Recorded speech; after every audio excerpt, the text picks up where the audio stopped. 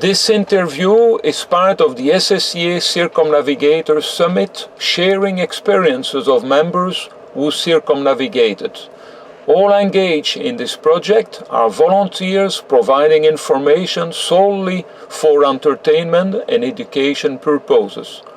SSCA may edit and publish the interviews in the SSCA Circumnavigation Summit in audio and video formats to benefit its membership and as a recruiting tool. SSCA and participants assume no responsibility for the accuracy or validity of information shared in these interviews. Opinions stated do not necessarily reflect those of the Seven Sea Cruising Association. Hello everybody, and welcome to the SSCA Circumnavigators Summit. My name is Jackie Lee from Trimaran Sloopmoosh, and I have the privilege to interview some of these special members who have completed a circumnavigation. Many volunteers at SSCA are working hard to make the organization new and fresh and relevant to our members. So we hope you will enjoy this new series. Many sailors wonder what it takes to make a circumnavigation and whether they could do it. We will be interviewing SSCA members who did it. Believe it or not, over 100 members sailed around the world just in between the period between 2001 and 2019. And bravo to them. You will have a chance to hear many varied types of sailors. Solo sailors, families, 2 to 3 year voyages, 20 plus years, international members, former SSCA board members, motor vessel owners, celebrities, and regular sailors just like us. So, without further ado, let's get right to the interview.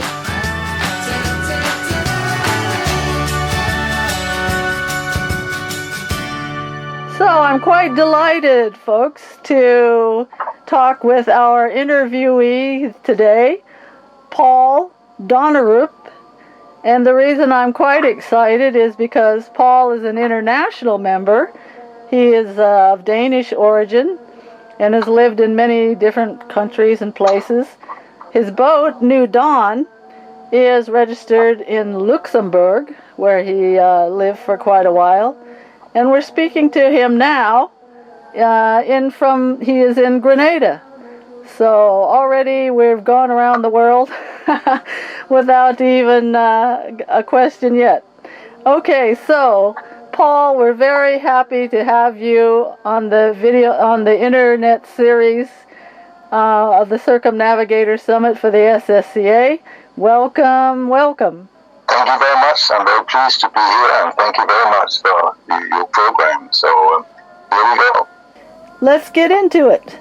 Can you tell us briefly your background and how you got into sailing? Yes, you can. My background is I was a businessman, but as you know, I'm Danish, and we were fortunate to have some of our house very close to the beaches in Denmark. And of course, we were always playing around with the water. Friends had the dinghies, and I started sailing dinghies probably when I was 8-10 years old. We started with optimism and so on, and progressed up to even bigger boats later on. And I was always fascinated by boats, always fascinated by water. So I guess for me, it was a natural thing. When did you get your first cruising boat? And when you did, at that time, did you already plan to circumnavigate? No, at that time there was not at all in. But, I read a lot of books, and a lot of description, like Slogan, for example, which probably all have read. What was the first single-handed around the world? It's a fascinating reading. And I was always interested in it. And when I sold the other boats I had, I bought in 2003 this Piracy 53, and then the idea started coming up. So we sailed in the Med and in the Caribbean. I crossed the Atlantic 4 times, and in 2010 I started preparing the boat for circumnavigation. but I didn't make it because I made to Caribbean, and I went there in 2011 and 12. And then in 2012, I stayed back to the Mediterranean, and I regretted it. In 2013, I started again. Okay. So then you did some sailing back and forth to the Caribbean, the Med, and around before you set off for your circumnavigation. Okay. So what year would you consider that you really started your circumnavigation, and from where did you consider you started, and where you crossed the outbound leg? Well, as I said, 2013, I set out in September from Saint-Tropez, where I have a house that's in the Beth, south of France, and I've not really stopped since then. And when I crossed the lines was last December when I arrived back in Trinidad. And when I came up here 3 weeks ago, I crossed the line again. So from now on, if I sail back, I'll keep crossing my lines. Yes, okay. That's great. All right. And can you tell me again what year you started and how many years it took you? Well, I started in 2013, actually the 20th of September. We left Saint-Tropez. And so it's taken me 7 wonderful years to cross the first line, if you will. And so 7 years, this is quite normal. If you take it easy, I have to go home now and then. So 7 years, that's what it took us. Okay, well, that's a respectable amount of time, I would say. Not rushed, and you had time to enjoy. And the route that you took around the world, what did you do? West around, like through the Pacific and in that what we call the Milk Run? Yes, actually, I called it the coconut milk route.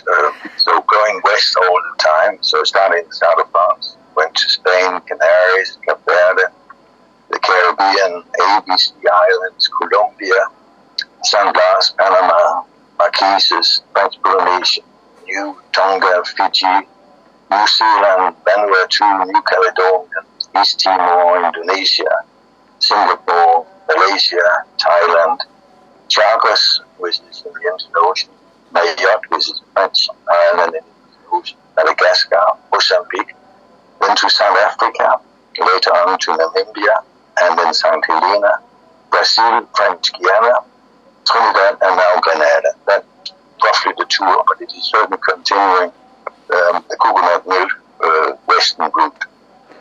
Okay, great. Yes, all right. And then you chose the South African option. All right, great.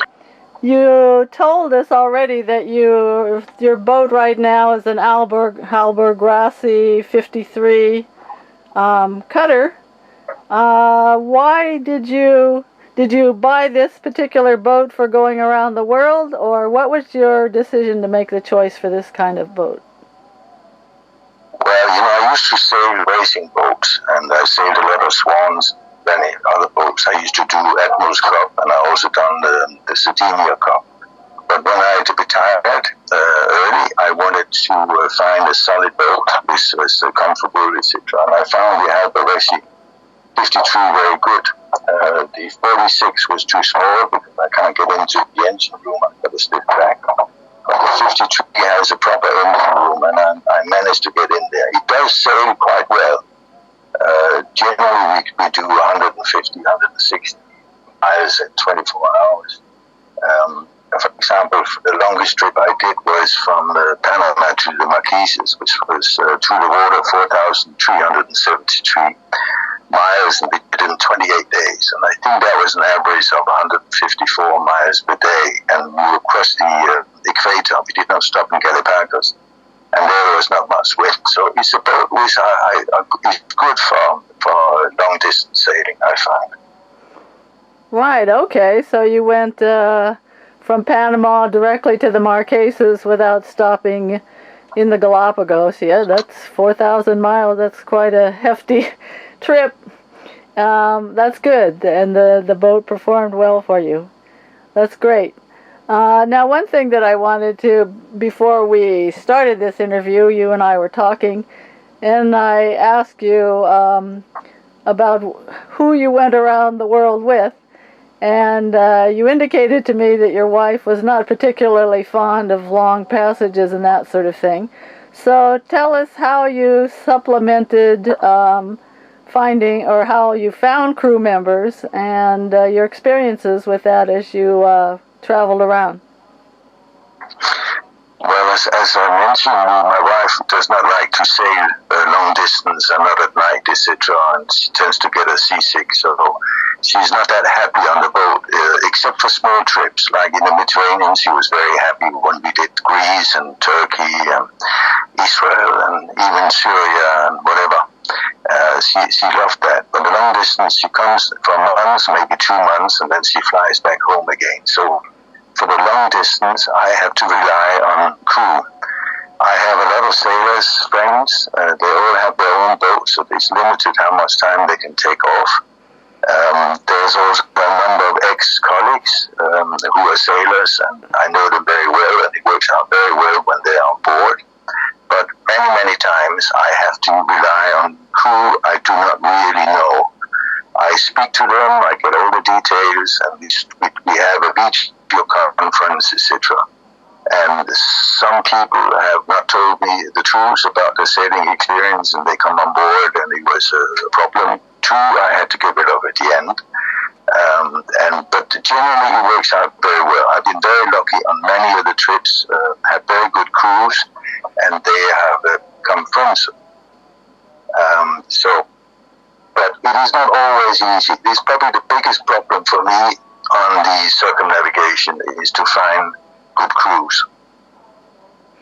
Yes, I imagine, especially when you have to do some long passages. If you don't have your friends or colleagues or people that you know, then it's pretty tricky. And yes, you probably make all the effort you can to get to know this person before you set off on a long leg with them. So pretty much were you able to find good crews for your long passages?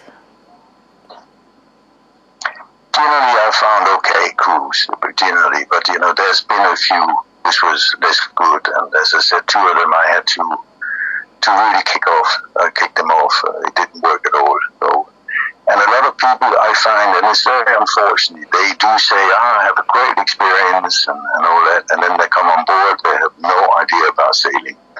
And they must have been on a motorboat, or they must have been in a ferry or something, whatever. So there you are. But as I said, most of them have worked out very well. Okay, well, General, yeah, that's probably to be expected that some of them won't work out, and I'm sorry that you ended up with some people that misrepresented themselves. Did you have any website or that you would recommend for people in your situation who are looking for crew? Well, this one I use is called findacrew.com. It's quite good. There's a lot of people there. You had to pay for it. This is a little bit of a problem. There's an ocean crew link, which is linked to the ARC, and that has been very useful. There's also Crew Bay, which has also been useful. And there's other sites. I don't remember them all now, but I must have gone through a couple of thousand applicants during the last 7 years. And sometimes I get 2 or 3 a day, sometimes I get none, sometimes I get 10 a day. So there's a lot of people out there who like to go sailing, and a lot of them are backpackers. And I'm not really keen on getting them on board because they don't really participate. They just want to have a cheap trip, as far as I can see. Right, yes. That's helpful information to people that may be interested in doing their circumnavigation and wondering how they would find crew. So thank you for answering those questions. Now, one thing, like I said, I'm very excited to speak with you because you're an international, what I would call international, because SSCA is considered mostly American. How did you hear about SSCA, and why did you decide to join, or how did you decide to join? Well, I've been reading many books about people sailing, whether it's short or long term, or racing, or whatever. Also, many friends have been members or are members of SSCA, and a friend, Jim Connell, has always recommended me to join, and I did, and actually he recommended me to become a Commodore. I'm also a Commodore of Seven Seas Cruising Association. Okay. One thing I like is your website, and especially your port, captain's or port host, I can't remember what you call them. They can be very useful. You send them an email before you arrive, etc., and they can be very helpful and informative. Oh, great. That's one of the nice things about SSCA is we have what we call the cruising stations, and those are volunteer people that are in different ports around the world, and they have a particular lots of times they also help other people, but SSCA are kind of special people, and we've had some really good relationships with our cruising stations, even getting awards like the famous Jesse James and other people like that. So I'm very glad and happy to hear that you took advantage of contacting some of these cruising stations and being helped by them. Did you ever meet any other SSCAers or have some sort of story about an SSCAer and yourself? Maybe somebody that helped you out, or maybe someone that you helped? Yes, I met so many of the members. I mean, so that's good that you see somebody else, and there's immediately a contact point because you're both members of it. You just mentioned Jesse James in Trinidad. He is excellent, absolutely excellent. Okay, his business turns around the sailors in the Circumnavigators Bay and the shipyards there. There's plenty of them there. He's very helpful. He's generally on the net in the morning. And we have taken, me and my wife, in 2012, I think it was, we took several of his tours. He also runs buses and taxis and all that, and he's really good and very helpful. Okay, that's his business, but he's certainly one of those hosts which stands out. Yeah, okay, that's good to know. Yes, he's gotten a few awards from us, and okay, fair enough that he has a business around yachts, but many people can have businesses and not be very nice still. So it's always good to have a nice feeling about somebody like that. And when they're nice like that, like you say, you took 7 different trips. I'm sure if he had not been a nice person, you wouldn't have gone with him so many times. So that's a good story. It's nice to hear that. How did you manage to sail or get good weather conditions, or did you always have good weather conditions? Do you think it's possible to avoid bad weather? And did you have any kind of bad weather incident? And what advice would you give to people trying to follow in your wake? I think the best advice I can give anybody is to consider the correct timing. It's very important, because even we have weather patterns which seem to be changing at the moment. There is still patterns like the earlier days, etc., when to be there and when not to be there. I use group files, and I get them down on my SSB and ham radio or emails or cell phones or whatever. And the most important thing is to be at the right place at the right time, and not to be at the wrong place at the wrong time. And that's possible, providing you do the timing correct. As to a bad experience, when I left New York in 2003 and crossed down to Bermuda, we had to cross the Gulf Stream. The weather forecast was very good. This was November 2003. But as we got close to the Gulf Stream, hell met us. We had 72 knots wind, Whoa. gusting, and for 2 nights and 1 day, we had an average of, I think, 59, 62 knots wind. And the waves were enormous. They were actually going up between our 2 spreaders. I don't know how high that is, but it's probably 10 meters or more. Yes. I wouldn't want to do that again. But the forecast did not see that at all coming. But the Gulf Stream can be very difficult. And normally, when you go down south, you have 2 weeks to do it in. From the end of October till maybe the 10th or the 15th of November. We left the 5th of November, so we were in the right timing. But we hit a bad storm. I wouldn't want to do it again. Yeah, I guess even with the best forecasting, those things can happen. And what strategy did you use for that bad weather condition?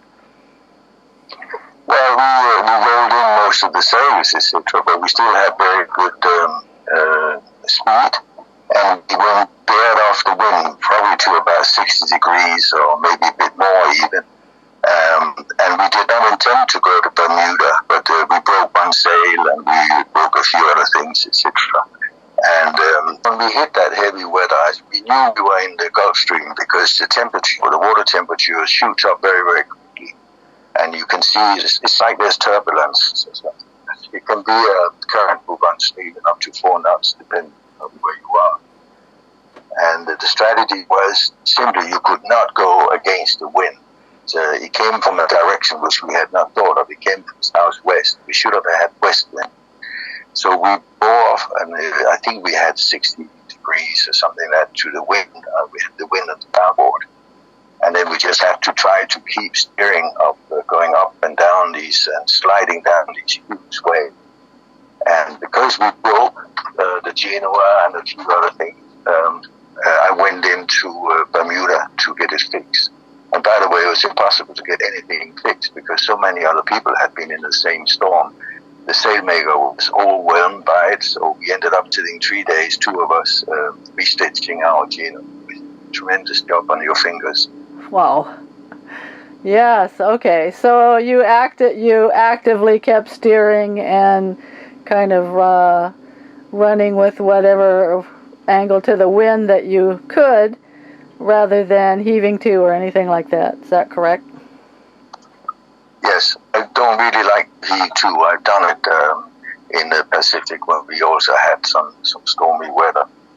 I don't really like heat 2. You probably had to tack against it again, and that was the case in the Tuomo 2.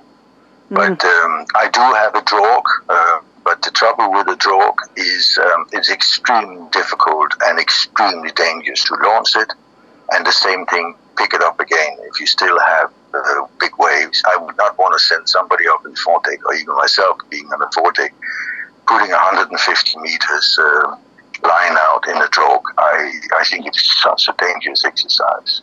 So we didn't do it. We just rolled in a lot of the sail. We kept going as the best we could. We had no idea it was going to take 2 nights and a day. Right. Because the Gulf Stream, but I think the Gulf Stream is about 120 miles wide where we were. So I thought we could probably get to it within 24 hours or something like that, but obviously it took a bit longer.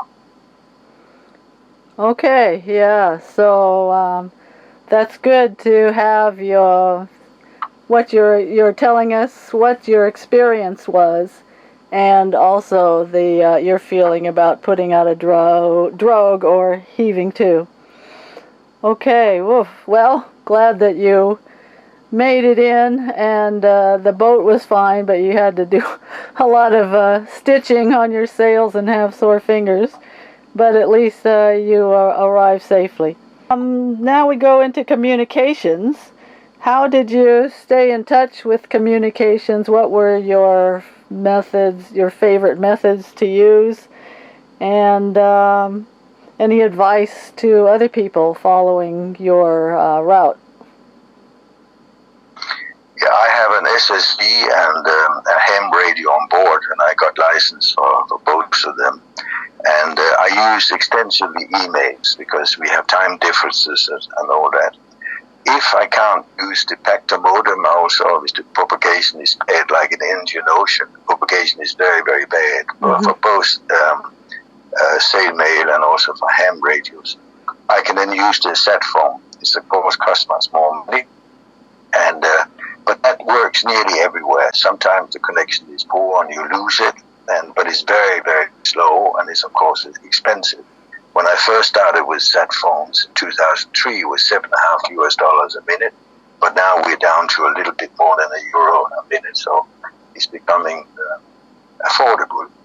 When I get into a new country, I normally get a local SIM card, both for telephone and also for data.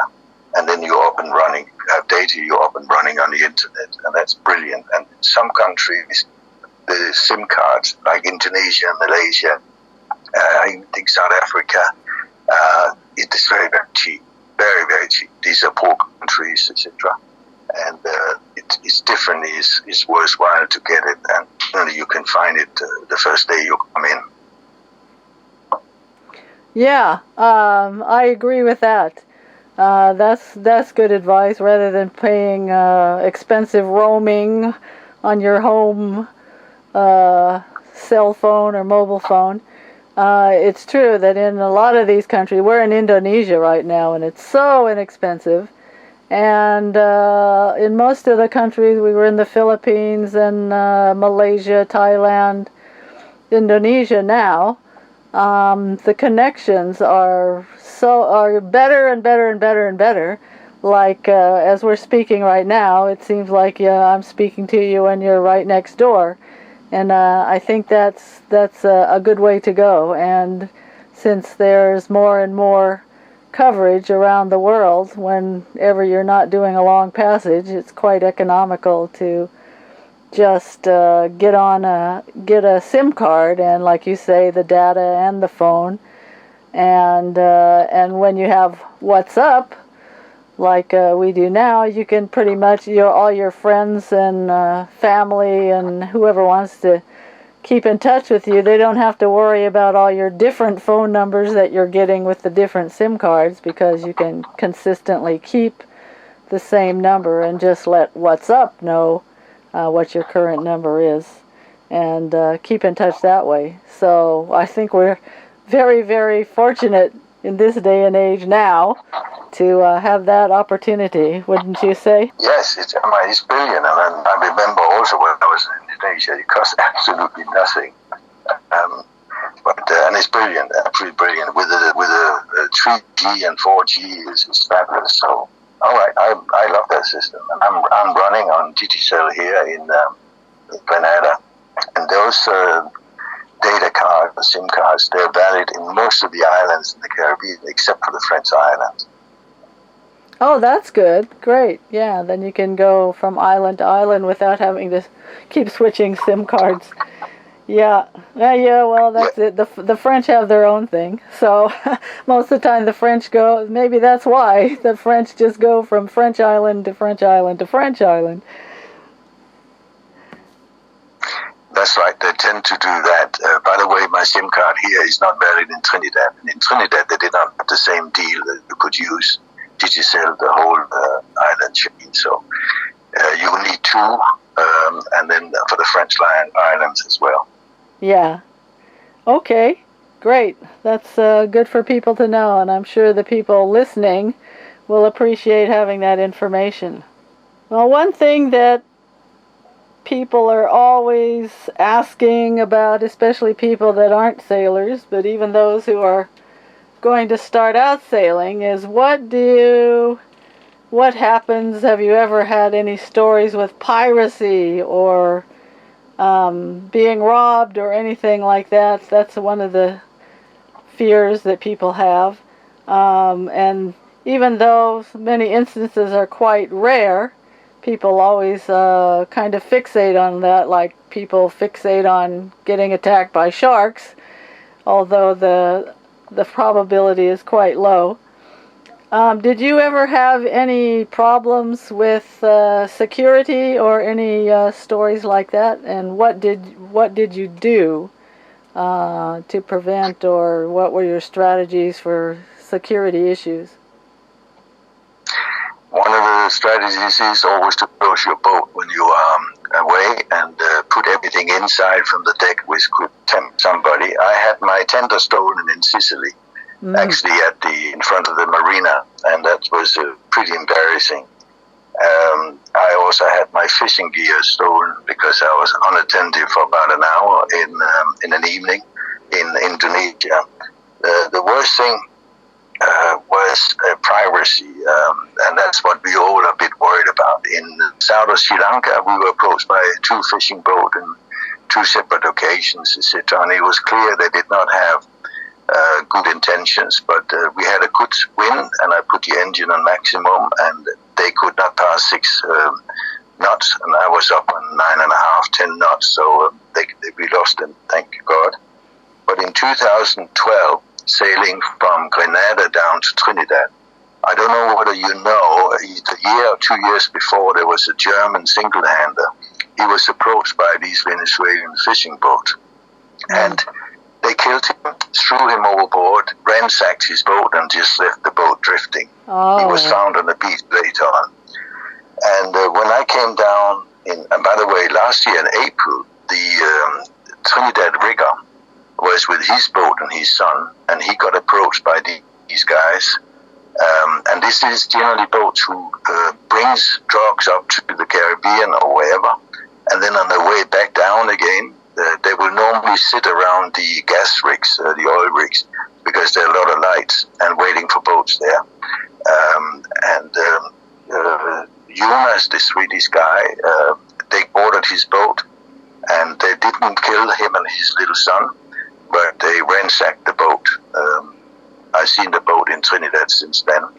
When I came in 2012, I was sailing during the night and early morning, and there was not much to do. I was alone. So I was listening on channel 16, and there was a Canadian warship, 711, and they were patrolling and stopping all these boats in the area, going back and forth, etc. And it was just entertaining to listen to them talking whatever language they were doing, Spanish or Portuguese or whatever, and stopping boats and checking them out. Then I was very early morning, there came one, and later on a second one, a boat with about 8 guys in it, and they approached me with high speed and then slowed down.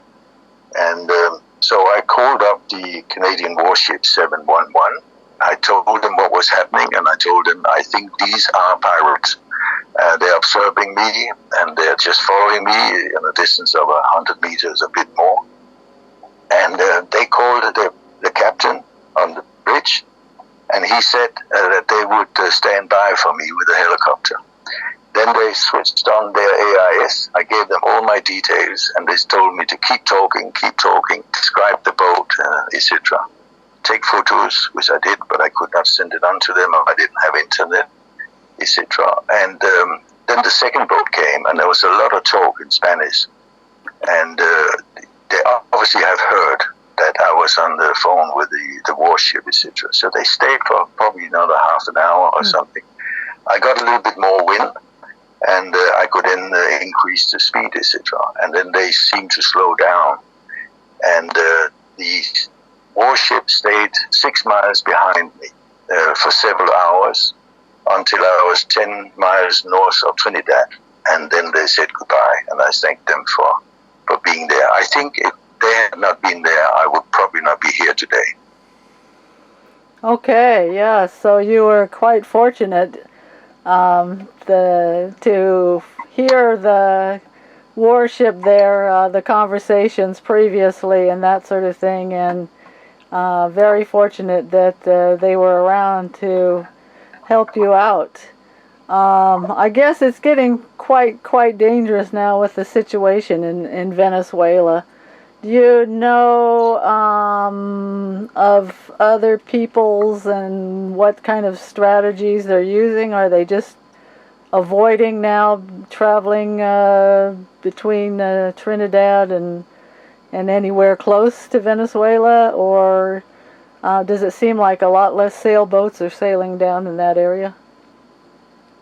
I can't prove it, but I can tell you up here in Grenada, there's 3 shipyards, and they are all full.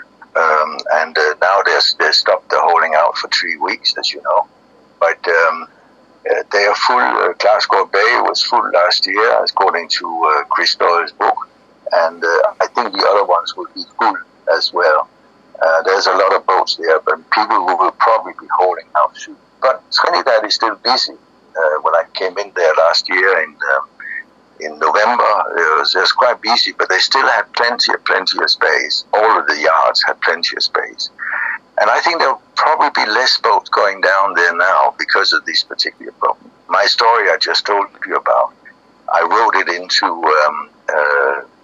to Noonside. So if you Google it, you can probably find at least what I wrote there. But I would presume that Trinidad have lost some customers because of that. Jesse James and the Trinidad and Tobago Coast Guard has set up a system now whereby you go to Jesse James' website and then you can download a few forms and you should fill it in and you should send it to them, both to Jesse James and the Coast Guard, and there's something, a radio, I can't remember the name. You send it to them. You tell them when you're going to leave. You tell them if you're going to keep to their waypoints or not. They want you to go in between the two oil rigs, and which I was a bit worried about. But we did that, and we didn't see any boats at all, nothing at all. We saw the oil rigs, of course, on a distance, probably 5 miles on each side of us. But they follow, and then there is a meeting point. They try to get a group of sailors together. There was nobody when I set it out. There were 2 who wanted to do it, but the average speed was 5 knots. I can't slow down the boat to that. It's too complicated. So I did it alone. But it's a good system he has set up, and Jesse is very keen on it. And the Coast Guard are the ones who make the waypoints. So I used them. They're okay. Yeah, okay, that's good. That is very valuable information and up-to-date information that I'm sure a lot of our listeners will be very happy to hear about. So that's Jesse James' website. I think if you just Google Jesse James Trinidad, he will come up. Yeah. Right, if you search for Jesse James and that he's in Trinidad, yeah. Another question that many people have about circumnavigators or anybody that's out doing extensive cruising is, how do you sustain yourself financially? I know there's all different strategies and methods that people use. How did you finance yourself around the world? Well, I have a pension which is quite okay, and I've also done some investments, and so that supports me. Running a boat like this is not cheap if you want to keep it in a perfect state, but my budget is relatively large, I think. But I met many people, and I'm amazed of how little money they spend a day, even 2 or 3 or 4 people the family sailing around. It's amazing. It's $20 a day or something like that. That's amazing. I cannot do that. That's impossible. Okay, yeah. So that's why we're all different people of us are out there, and people have all different strategies, and all kinds of people have all different tolerances of what they want to spend and what kind of lifestyle they want to live. And I think it's kind of encouraging to know that as many different kinds of people as there are, they will find, if they're really determined, will find ways to sustain themselves if they want to have that kind of cruising life. Also, Jackie, a lot of people I meet, they're very handy. You have to be handy to have a sailing boat. And they will stop and they will do any job. You paint, they can polish. Sometimes they stop for a few months to work, even if they're not allowed to do it, or they work on other boats, etc.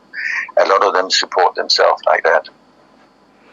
Yeah, and we are kind of in that category. And also our philosophy is, if we are around in a place where we meet a cruiser that after talking to them, get to know them, we feel that they have an area of competence, we would rather give some work and do a little filling of their cruising kitty with a fellow cruiser than some of the businesses ashore who sometimes the work there, they know that you're just passing by, it's not their boat, and they just kind of patch things up and then get it working until you leave for the next port. So we're the kind that also likes to help keep fellow cruisers going too. With hindsight, is there anything that you would do differently about what you did going around the world? Yeah, probably a few things, but not too much. I think my trip has been wonderful and very interesting so far. I think next time, if I were to go around again, I would stay much longer in the French Polynesians, as they're wonderful islands, and especially the Tuamotu atolls. They are absolutely gorgeous, and the people are very friendly, providing you speak French. I also think I might want to skip New Zealand. I was not too happy there. I think it was a bit of a waste of time, but and one doesn't really need to go to New Zealand to avoid the cyclone season. But even when I was there in New Zealand, we did have a hurricane, actually just a few miles off the coast, and it was quite scary. But French Polynesian, I definitely would stay longer, probably several years. And if you take the eastern part of the French Polynesian, I would not say the Marquises. Marquises, the anchors are very difficult. There's only 2 or 3 anchors you can stay at. It's very deep and whatever. But on the eastern part of the French Polynesian, they are outside of the hurricane zone. I don't know what Tahiti and Boa Boa is. I can't remember. But even Boa Boa and Tahiti is very, very nice to stay in. And there's a few islands around there which I can highly recommend. But again, you need to speak French. Yeah, it certainly is an advantage to speaking French. We've heard a couple different people already say that, yeah, they wish they had stayed longer in French Polynesia, or they recommend that people do. And now, when we went through, there was still the bond. They had just stopped the bond for the Europeans, so we were quite lucky, me being married to a Belgian and a Belgian ship. We were lucky to avoid the bond, but now I guess they've finally seen the light, and they let boats stay longer, although maybe the crew has to go in and out sometimes with if you're non-European. Okay, that's a good idea. And New Zealand, we had a great time, but we never sailed down there because we have dogs. So if you have any kind of pets, definitely you don't want to have to do the rigmarole to go to New Zealand. All right. So we hear you're now in Trinidad. You've done your circumnavigation.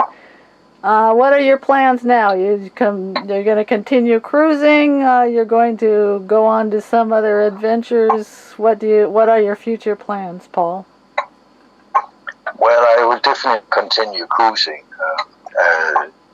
Whenever we can leave here, go up north, which we can't at the moment. I would like to sail back to the south of France, and the idea is to meet my family at my house in south of France in the middle of August. But it seems like I might not be able to make it. If I make it, then we will give the whole family, grandchildren and all that, a couple of weeks on the boat along the French coast. If I don't make it, I will have to go back to Trinidad and hold out and then come back when the hurricane season is over. It's a bit tight now, and the same thing with cruise. I've had a little problem with cruise. Nobody can fly in. There's a few who stop in the Caribbean islands, but it's very difficult to go and pick them up. Mm. But I will definitely continue sailing. Probably another couple of years. I'm in my 70s now, and maybe I'll sell the boat when I'm back in Europe, will see that my wife is unhappier. I'm always away. Yeah, she's not too much into boating, but I'm sure they're all looking forward to that big family reunion, and we all pray that that's going to be possible for you. So, thank you for all of this, Paul. And as we're wrapping up, is there any other things you would like to share with the people listening, or any other parting words of wisdom? I don't know if I have any words of wisdom, but I often get the question, how did you decide to do it? Isn't it dangerous? And, this is expensive, and being away and not seeing family. I would say, if you can sail one day, you can sail 1 week, you can sail 1 week, you can sail 1 year. It's interesting. The thing is, just do it. If you have a boat that can do it, don't hesitate. I would just go. It's a great experience. There's so much to see and do. And even when you go around the world, you are just seeing the tip of the iceberg. I think even if you're spending 10 years or more doing it, etc., don't go, in my opinion, with the rallies. They do it in 18 to 24 months. It is by far too rushed. That is just so you can say to your grandchildren, you're circumnavigating. But you're not really seeing too many things. The last thing, if I'm allowed to, I will repeat, be at the right place at the right time, and have a good and comfortable boat. It's good, as we just talked about, if you speak 7 languages, especially French, but also Spanish and Portuguese. You don't have to speak it perfectly well, but a few words will probably be okay, because it facilitates your communication, and you can be accepted by the local people. Like in Fakarava, I mentioned earlier, nobody there spoke a word of English, not a word, and because we spoke French, so I speak French, it was so easy to integrate with them.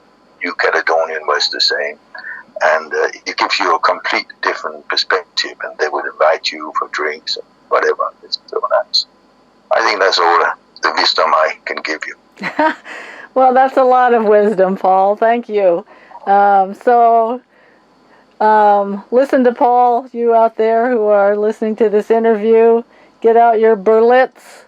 And I'm sure on the internet now they have all kinds of fast courses to learn different languages, and they even have different ways you can hook things up to your brain to help you learn languages quicker and easier. And luckily, me too, I learned how to speak French because I had the fortune to marry a Belgian French speaker. And it is wonderful to speak a different language and to feel a different culture. They don't think the same way, and it was very enlightening for me. Being an American, always thinking everyone's like America, and America's the best, and America blah, blah, blah. And it's wonderful. The most wonderful thing I did was start to travel and meet people of different cultures. And it opens up your eyes. And when you speak a different language, somehow you even think and feel differently. So I would encourage anyone to just learn some phrases, and you'll pick up stuff along the way. And people are always appreciative if you try to speak some of their language. So Paul, we thank you so much for this interview. It's been great speaking with you, and like I say, nice to get a perspective from someone who is non-American. And we wish you the best in your continued voyaging.